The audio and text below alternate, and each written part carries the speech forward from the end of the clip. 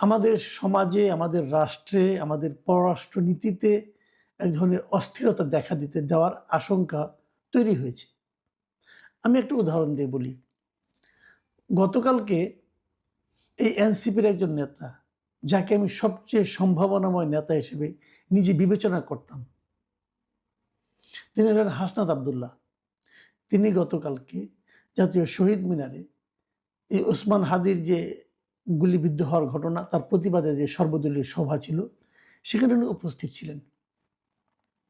সে উপস্থিত থাকার পর সেখানে উনি একটা কথা বলেছেন। সে কথাটা আপনাদের আমি আগে প্রথমে পড়ে শোনাই, পুরোটাই পড়ে শোনাই। তিনি বলেছেন, ভারতকে স্পষ্ট ভাষায় বলতে চাই, যারা বাংলাদেশের সার্বভৌমত্ব, সম্ভাবনা, ভোটাধিকার ও মানবাধিকারকে বিশ্বাস করে না, তাদের আশ্রয় প্রশ্রয় দিচ্ছেন।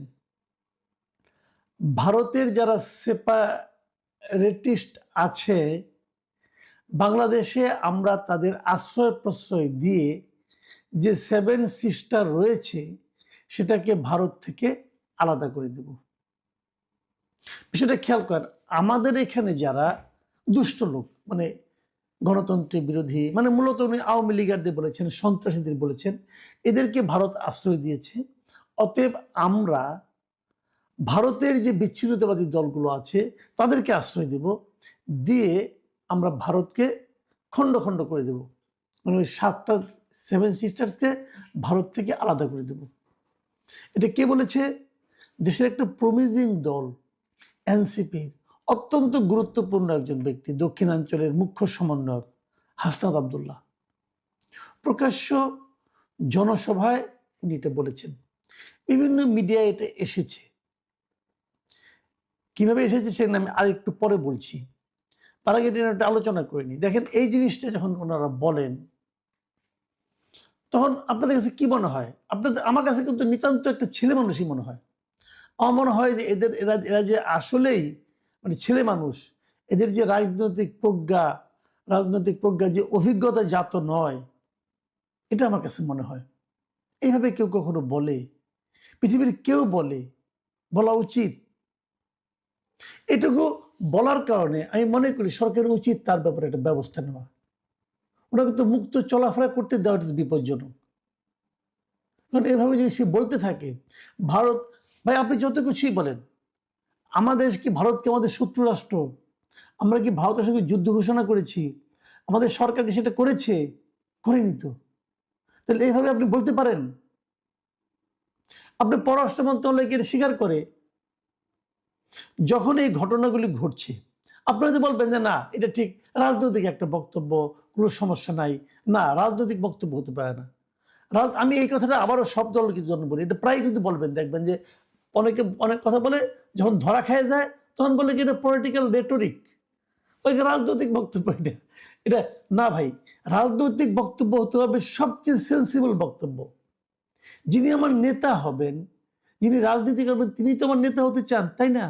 যিনি আমার নেতা হবেন তিনি কেন আবল তাবল বকবেন? এটা মানবো কেন? আমার ঘরের যে শিশু, যার বয়স 2 বছর, 1 বছর, অথবা মানে কোনোভাবে বোল ফুটেছে, সে আবল তাবল বললে আমি কিছু মনে করবো না। কিন্তু একটা বয়স্ক লোক, যিনি দেশ চালাতে চান, যিনি আমাদের ভাগ্য নিয়ন্ত্রণ করতে চান, উনি আবল তাবল কেন বকবেন?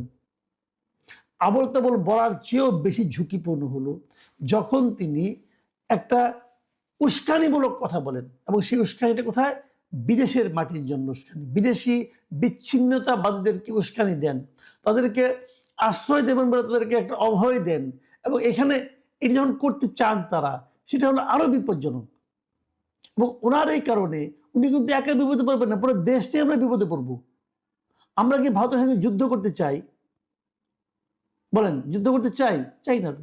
দেখেন, সেনাবাহিনী বলবো, আমাদের তো সেনাবাহিনী আছে, আমাদের সেনাবাহিনী এবং ভারতের সেনাবাহিনী, ভাই গুগলে যান, যে সার্চ দেন, দেখেন ভারতের সেনাবাহিনীতে কত লোক আছে, আমাদের সেনাবাহিনীতে কত লোক আছে। ভারতের সেনাবাহিনী যারা আছে তারা 2 দিন পর পর পাকিস্তানের সঙ্গে যুদ্ধ করে, চীনের সঙ্গে যুদ্ধ করে। সেনাবাহিনী কিন্তু কতগুলি ক্যারেক্টার আছে, কিছু আছে অ্যাগ্রেসিভ সেনাবাহিনী, অ্যাগ্রেসিভ মিলিটারি, আবার কিছু আছে ডিফেন্সিভ মিলিটারি। আমরা গত 52 বছরে কার সঙ্গে যুদ্ধ করছি রে ভাই? আমরা অ্যাগ্রেসিভ মিলিটারি না, আমরা ডিফেন্সিভ মিলিটারি। আমাদের যদি কেউ আক্রমণ করে সেটা আমরা ফিরাবো। আমরা এভাবে নিজেদের প্রস্তুতি নিয়েছি।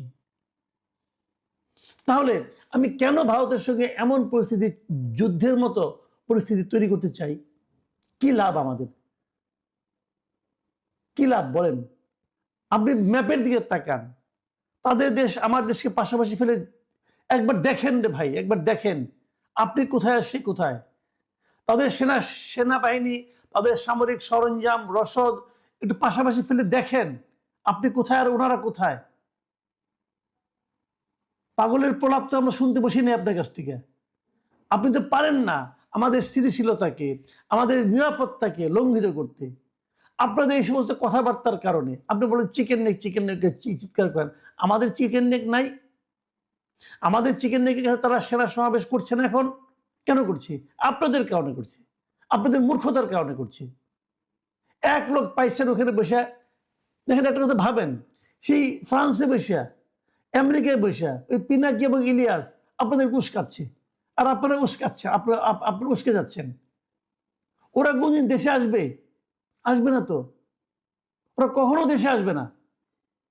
ওরা ওখানে বসে বসে এমন একটা পরিস্থিতি তৈরি করছে যার উপর ভিত্তি করে ভারত বলতে পারবে যে আমরা তোমাকে অ্যাটাক করব। আপনি তো ভারতকে অ্যাটাক করার জন্য উস্কাচ্ছেন, এবং ওদের কথা শুনে শুনে। ভাই আপনি তো এই দেশে রাজনীতি করবেন না, আপনি এই সেন্সটা আপনার মধ্যে কাজ করে না।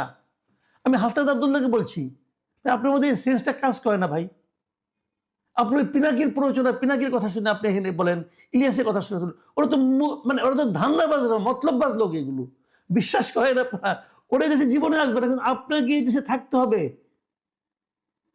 আপনি কোন সরকারকে বলছেন? কারা মনে বলছেন?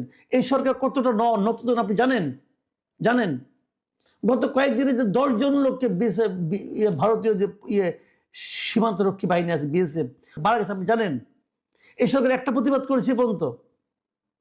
কার সঙ্গে কথা বলতেছেন? কাকে কি বোঝাচ্ছেন? দেখেন এই সরকারের ভূমিকাটা আমি একটা আজকের জায়গায় বলি খালি। এই যে হাসনাত আব্দুল্লাহর কথাটা আমি বললাম, আমি প্রথমে শুনতে গিয়েছিলাম যে আসলে উনি কি বলেছেন, একটু শুনে দেখি। আমি না বেশ কয়েকটা মানে আপনার ইউটিউব দেখতে গিয়েছিলাম যে হুবহু শুনি, পত্রিকা তো পড়লাম, একটু হুবহু শুনে দেখি। আমি ইউটিউবের চ্যানেলগুলো খোঁজা শুরু করলাম। আমি বেশ কয়েকটা ইউটিউব চ্যানেল খুঁজেছি। কি পেয়েছি আপনাদেরকে বলি। আমি যখন এই টেলিভিশনগুলোর ইউটিউব চ্যানেলে ক্লিক করলাম, আমি দেখলাম সব জায়গা থেকে এই ভিডিওটা উঠিয়ে নেওয়া হয়েছে। সবাই বিশ্বাস না হয় দেখুন। দেখুন ইন্ডিপেন্ডেন্ট টিভিতে গেলাম, সেখানে ওরা শিরোনাম করেছে ভারতের 7 সিস্টার আলাদা করে দেওয়ার হুঁশিয়ারি হাসনাত আব্দুল্লাহর। লেখা আছে। যখন আমি ক্লিক করলাম কি পেলাম? Something went wrong, refresh or try again letter, etcetera etcetera. মানে এটা উঠিয়ে নেওয়া হয়েছে। কয়েকবার ট্রাই করে আপনারাও দেখতে পারেন, কিচ্ছু পাবেন না। ঠিক আছে, এরপরে কোন টিভিতে গেলাম? যমুনা টিভিতে। সেখানে শিরোনাম করেছে 7 সিস্টার্স নিয়ে ভারতকে কড়া হুঁশিয়ারি হাসনাতের। এটা শিরোনামটা কিন্তু মোটামুটি একটু সতর্ক ছিল, কিন্তু ভিডিওটা পাবো না, আমি ভিডিওটা পেলাম না। ভিডিওটা ওই একই রকম উঠিয়ে নেওয়া হয়েছে। তারপরে দেখেন 71 টিভিতে গেলাম। 71 টিভিতে শিরোনাম করা হয়েছে ভারতের 7 সিস্টার্সকে আলাদা করে দেওয়া হবে হাসনাত আব্দুল্লাহ, কিন্তু কোনো ভিডিও নেই। এরপরে গেলাম এটিএন বাংলা নিউজে। সেখানেও দেখেন 7 সিস্টারকে ভারত থেকে আলাদা করে দেব হাসনাত আব্দুল্লাহ, এই হলো শিরোনাম। ভেতরে কিছুই নেই, উঠিয়ে নেওয়া হয়েছে। এরপর আর টিভিতে গেলাম। আর টিভিতে কি পেলাম? 7 সিস্টার্সকে ভারত থেকে আলাদা করে দেব হাসনাত আব্দুল্লাহ, মানে একই রকম শিরোনাম করেছি, কিন্তু কোনো ভিডিও পাচ্ছি না। এরপর গেলাম ডিবিসি নিউজে।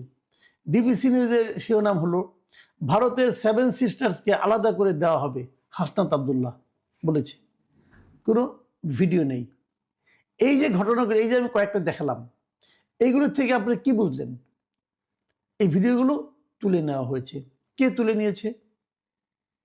কেউ তো স্বীকার করবে না, কিন্তু আমি নিশ্চিত এটা আমাদের সরকারের পক্ষ থেকেই এই ভিডিওগুলো তুলে নেওয়া হয়েছে। সরকার এটা দেখাতে চায় নাই। সরকার বুঝতে পেরেছে যে পাগল ছাগল পোলাপান যা কিছু বলে এটা আমরা বহন করতে পারবো না। সরকার বুঝেছে, কিন্তু এরা বুঝে না। কি চান দেখেন, গত 2-3 দিন ধরে একটা বয়ান চলছে, খুব চলছে, যে আমাদের বিজয় দিবস, কেন বিজয় দিবস না, কেন এখানে উসমানী ছিলেন না, অমুক ছিলেন না, তমুক, এগুলো অনেক আলোচনা হচ্ছে। আজকে আবার মোদি দেখলাম একটা স্ট্যাটাস দিয়েছে, সেটা নিয়ে আলোচনা হচ্ছে। এটা নিয়ে প্রয়োজন পরে আমি করব। কিন্তু আমার কথাটা হলো কি, কে সিগনেচার করলো, কে সিগনেচার করলো না, এটা তো ওটা নানা রকম কাহিনী আছে। ইতিহাসে বইগুলো পড়লে বুঝতে পারবেন। আপনারা যদি চান আমি একদিন একটু করতে পারি, আপনারা যদি চান বলবো আমি এগুলো।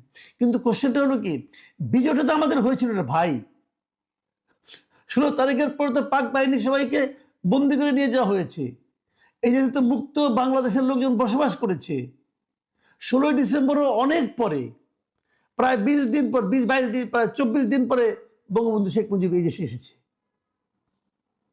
তুমি তো তখন ছিলেনই না।